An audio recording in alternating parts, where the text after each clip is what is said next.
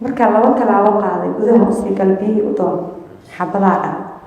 waa soo xabad labaad koodii bishii koowaad 2024 marxuumad Khadiijo Siyaad Maxamed waxa ay u ahayd maalin nasiinaha afaafka hore ee gurigeeda ayana si walwalaana kula sheekeysanaysay gabadheeda kaasi oo ku yaala degmada Hodan gaar ahaan waaxda Kacaan Qawaarij Ibraahin Aadan Maadey afgarashadiisa tahay Cabdiraxmaan isagoo ka faa'iideysanaya naxariisteeda hooyanimo ayuu ku dagay inuu u baahan yahay biyo haraad badan oo hayo waxa soo xigtay iyadoo aan dareensanayn inuu nafta dhaafiyo laba xabadoodna uu madaxa uga dhufto maama Khadiijo Siyaad muddo aan kala joogsi lahayn ba fariimahan jabaada ayaa kaga imaanayay qawaarijta iyagoo ka dalbanaya la shaqayn qasab ah waxay u soo qoreen maamada waxay dhaheen wiil ay dhashay ayaa markaas taleefanka hayay waryaa u dhiib lambarka hooyada inay tigid goosanayso waan la soconaa gudoomiyay u tagtay warkeena u sheegtay waan ognahay annaga meel kasta xog ayaan ka haynaa hadda kor ayaan idinka waardiyeysanaynaa hadday naga badbaado Nairobi ma nooga badbaadayso sawiradeeda ayaan haysanaa amniyaadka Nairobi ayaan ku wareejinaynaa ilay wuxuu ugu hanjabayaa xitaa hadii oo ay ka cararto Muqdisho oo ay Nairobi aado in amniyaad Nairobi u joogaan oo ku handadayaan maamada hooyo waa ay dawlad jecleed waligeedna si bilaash ay ku shaqayn jirtay waxaana rabay inaan safar u diro laakiin qadartii ayaa halkaas ahayd erayadaas iyo kuwa kale waxa fadhigan ka jeediyay wiil ay dhashay marxuumad Khadiijo hooyo marka waxay ka shaqaynaysay dawladda jecleed ee Allah naxariisto iyada yani wala shaqay jirtay iyada laakiin magaceeda ma ku qorneen liis dawladeed ma ku jirin macnaha laakiin waaxid kan oo waxa lahaa maasha Allah nadaafada waxyaalahan gaari qashin la saaray waa iska dawlad jecleed waan iska la jirtay macnaha wax oo toos oo laakiin magac ay ku seen dawladda markaas maamada meesha ma ku lahayn hooyada maxay ka shaqaynaysaa inaa ka bilaabo hooyada maxay ka shaqaynaysaa intaana degantiin sida loo fadhiyay iyo qofka idin yimid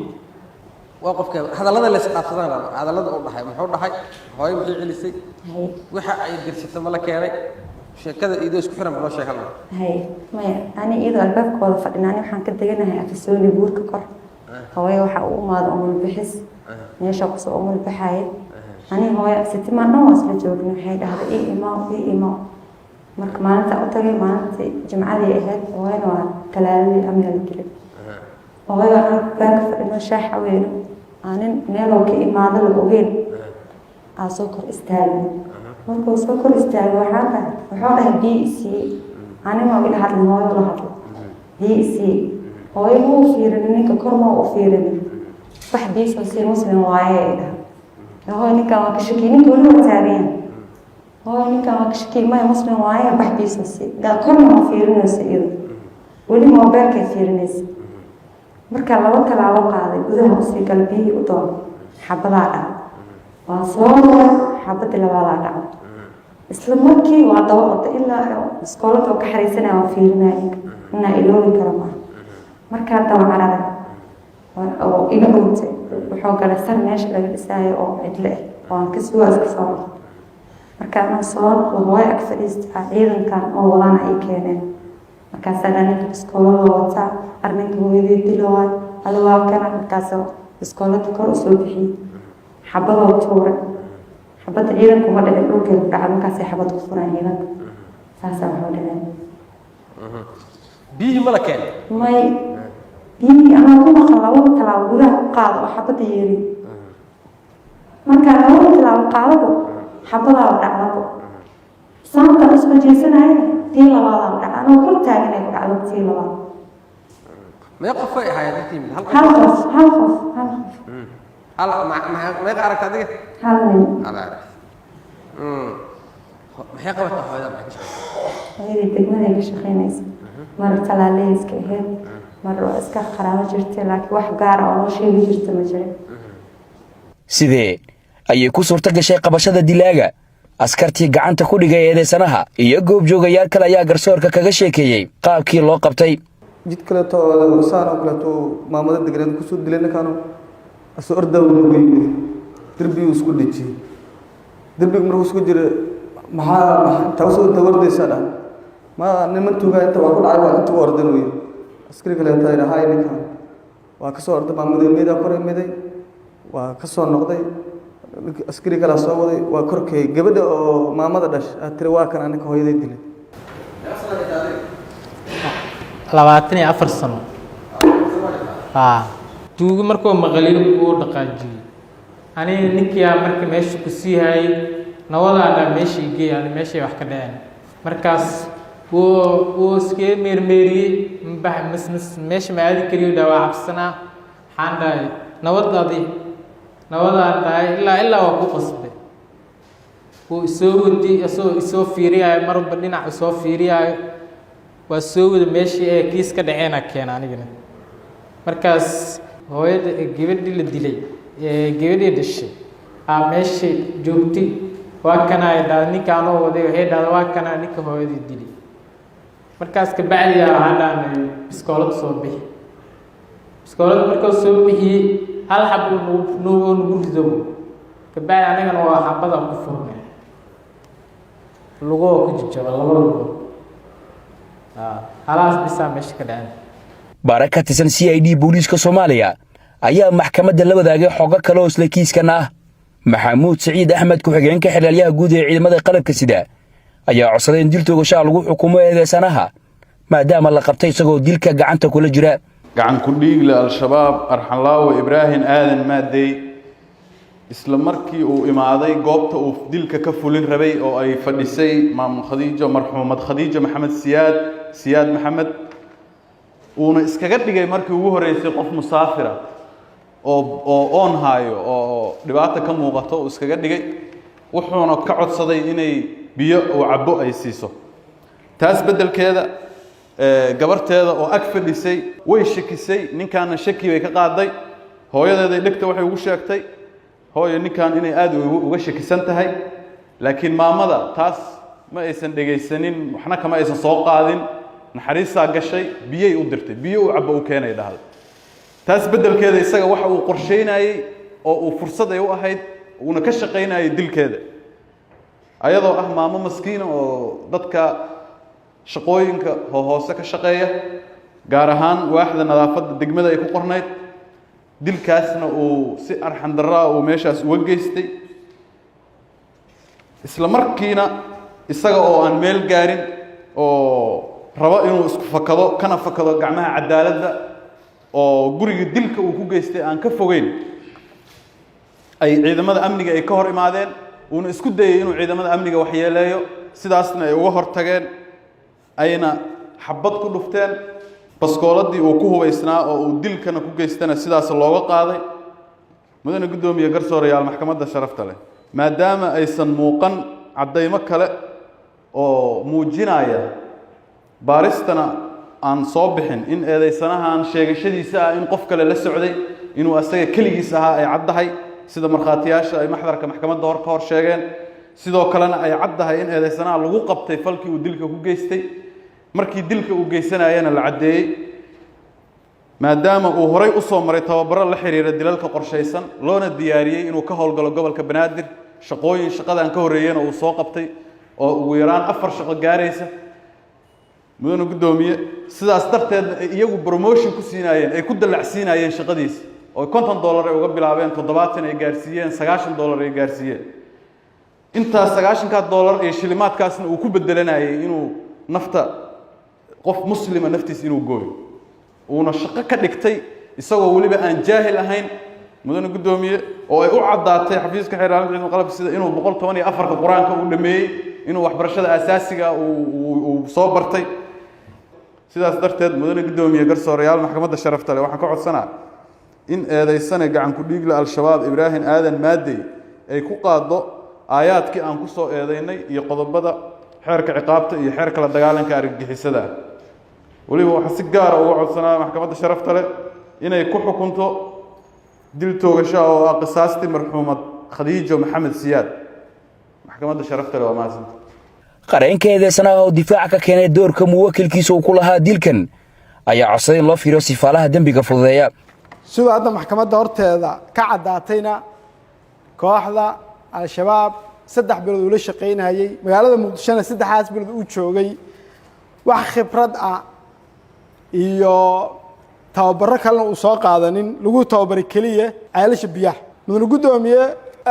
ibraahim falka uu geystay anagu ma inkireyno laakiin shakhsi ahaantiisa doorka uu ka lahaa baa ficnaalada in la caddeeyo iyo wuxuu qirtay mudday wuxuu dhahay anu doorkeyga gacanta maamada anu kuma dilin nin la maxamed axmed baa ila socday anigana markaa tababarkii baan ku jiray nimankan ay isiinayeen maamadana ninka gacanta ku dilay axmed buu ahaa oo dee taatikadii iyo qaabka farsamooyinka traininka igu siinayey ninkana waa baxsaday anigoona dee deegaanka garanaynin waxbana kala aqaanin baan dhankii ciidanka ay jireen baan u cararay saasaa laygu qabtay haddee makhraati kale oo caddaynayso oo la dhihi karo maamada asagaa dilay na aysan jirin maamada dilka wuu ka qayb qaatay wuu qirtay laakiin gacangeyska gacanta waxa lagu dilay ana ma lahayn buu taagan yahay